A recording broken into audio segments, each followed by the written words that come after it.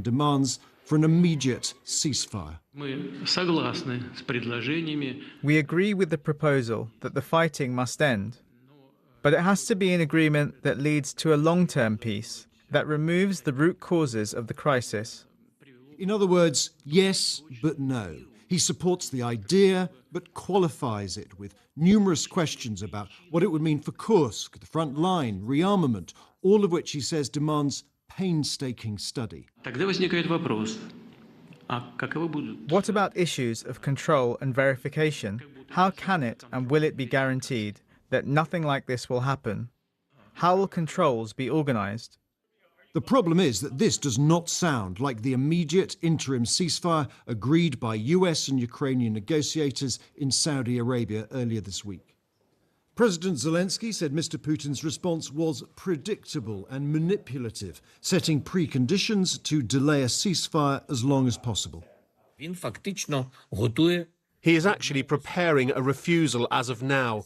Putin, of course, is afraid to tell President Trump directly that he wants to continue this war, wants to kill Ukrainians. So all eyes now on Steve Witkoff, President Trump's special envoy. He arrived in Moscow for talks with Mr. Putin, talks that have just become a lot more complex. Today, his boss said Mr. Putin's statement was promising, but not complete. A lot of the details of a final agreement have actually been discussed. Now we're going to see whether or not Russia's there, and if they're not, it'll be a very disappointing moment for the world. All the while, Russia continues to make gains in Kursk, leaving much of it in ruins, yes, but also leaving Ukraine less able to use it as a bargaining chip in any negotiations to come.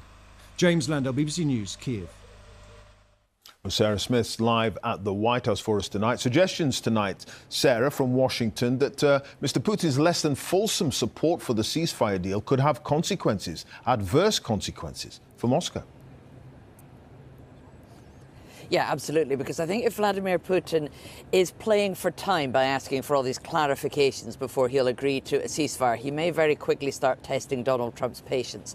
The American president spoke to reporters earlier when he was in the Oval Office with the NATO Secretary General Mark Rutte, and he said there, this process has to happen fast. That's something he's repeated many times before, that this needs to happen quickly.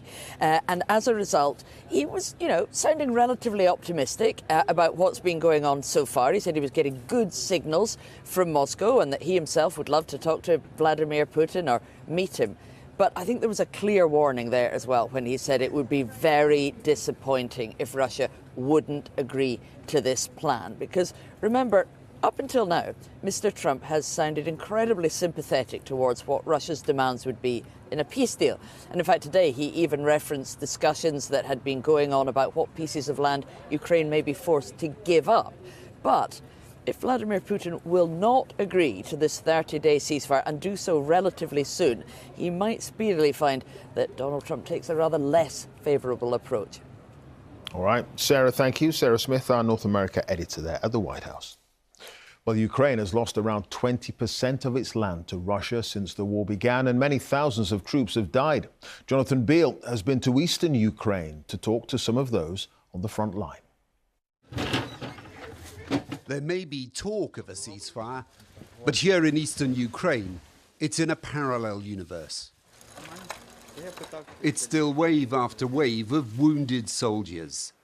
These, the less critically injured, transported by bus to hospital, a few dozen at a time. It's just multiple shrapnel in different areas of the body. Most of these were defending just one location, the besieged city of Pokrovsk. These injuries just the tip of an iceberg, and few believe there'll soon be any pause in the fighting.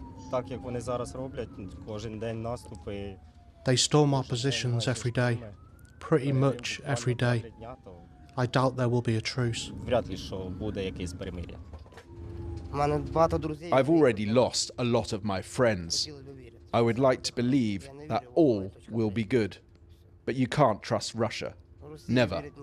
If you know your history, that's clear. Sometimes they have to do this evacuation several times a day. 22-year-old Sofia, a medic, is preparing for the next one. And she doesn't believe President Putin will stop.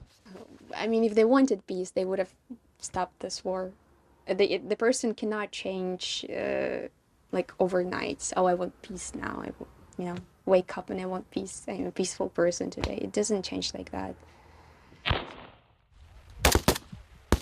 As yet, no sign the bombs and bullets will fall silent. And without a diplomatic breakthrough, Ukraine's ready to carry on the fight. In a brief rest from the front, these troops continue their training. While there's talk of peace, these Ukrainian soldiers are still preparing for war.